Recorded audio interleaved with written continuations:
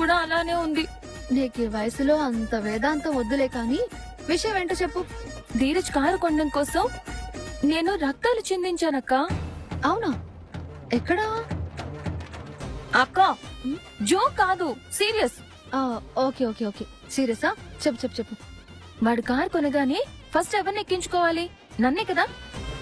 రా ప్రేమ అని నన్ను ప్రేమగా పిలిచి కారు ఎక్కించుకుని ఊరంతా తిప్పి. హలో హలో హలో, అలా ఊరంతా తిప్పితే పెట్రోల్ అయిపోతుందేమో. అక్క సారీ సారీ సారీ, చెప్పు చెప్పు. వాడి హ్యాపీనెస్ ని నాతో షేర్ చేసుకోవాలా వద్దా? చేప ముక్క తిన్న తర్వాత ముళ్ళు తీసి పక్కన పడేసినట్టు నన్ను కూడా పక్కన పడేశాడు.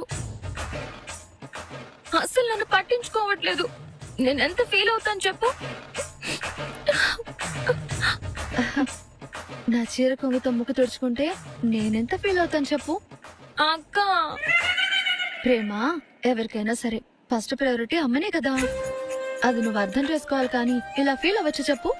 దాన్ని నేను కాదన్నక్క, నువ్వు చెప్పడం కూడా అలాగే ఉందక్క.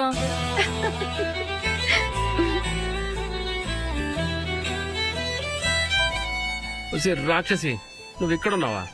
నీకోసం ఇల్లంతా వెతుకుతున్నానే. ఏం లేదే, స్ట్రాంగ్ గా కాఫీ తాగాలనుంది.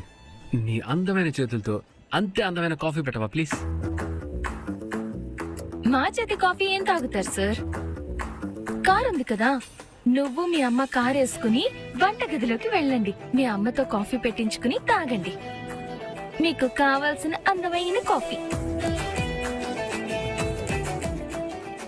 కారు ఎక్కించుకోవడానికి పనికిరాను కానీ కాఫీ పెట్టి ఇవ్వడానికి మాత్రం పనికొస్తాను.